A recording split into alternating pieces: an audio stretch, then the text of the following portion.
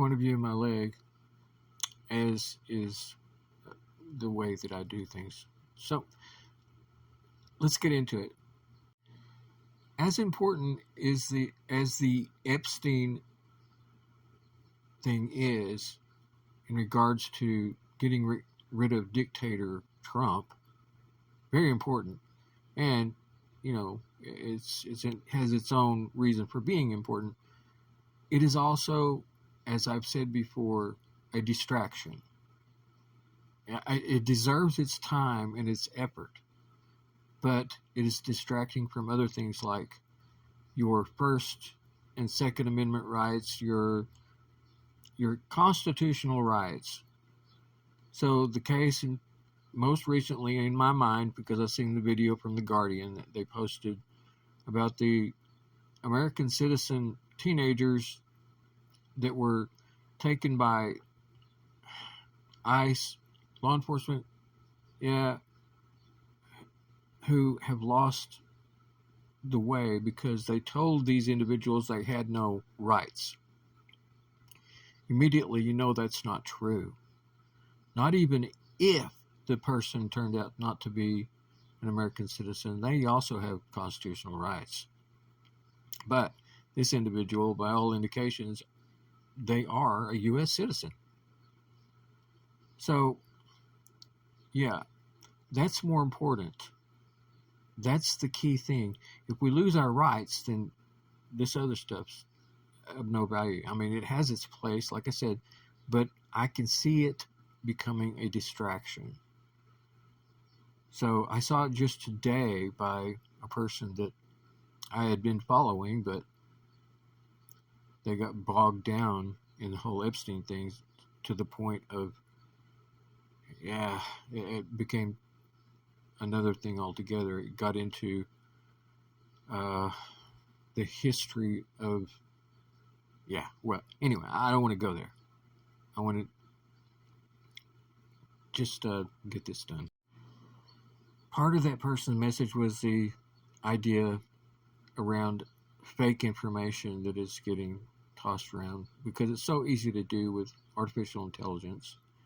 And the other part of that is everyone is being expected to be a reporter when they're not, because we do not all learn ethics, because there's a reason why we call it social media. It's because it's everybody. If you can get on a computer and get on here, you're on social media. So you can't expect everyone to check their sources. There's also the concept of satire, satirical works, things made for comedy and fun. But if you go too far there, people are going to pick it up.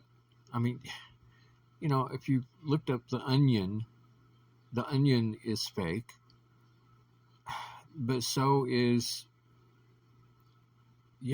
South Park, so is any stunt, any clip, anything done on Saturday Night Live. It's not actual real news, but it has implications that are real, that it gets at social problems, it gets at political problems. Sure it does. That's good. There are also comedians that, yes, they're fun to laugh at, but you can't logically think of them as the news, can you? No. So, whenever statements from emails or wherever being attributed to someone in government, whether you like them or not, if it is satire, not real information, I mean it's information, but not, you know what I'm talking about here. So the problem is doing your sourcing. And I personally think that places like TikTok and YouTube, they need to have like a better way of putting things in their place. If it is news, it should be listed as news. You should have a button that is clear and marked on a post that says news, so it will put a banner on it and says this is news. Then you can argue whether it's in the right place or not. Because if you put something out that is news, it better be backed up by the facts and by sources.